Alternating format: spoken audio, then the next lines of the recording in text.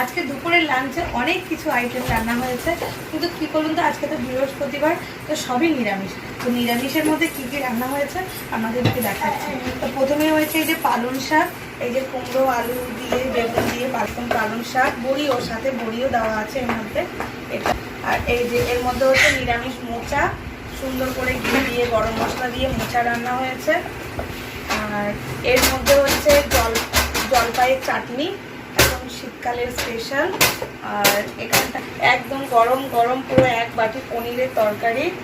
আর এখানটায় হচ্ছে এই যে এক বাটি হচ্ছে মুগের ডাল। আর এই যে বড় হাঁড়ির এক হাঁড়ি একদম ভাত, গরম গরম ভাত এখানে। আর এটার মধ্যে সকালে কুমড়োর তরকারি হয়েছিল সেটা।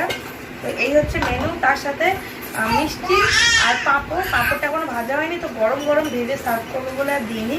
তো এই হচ্ছে আমাদের আজকে বৃহস্পতিবারের দুপুরের মেনু।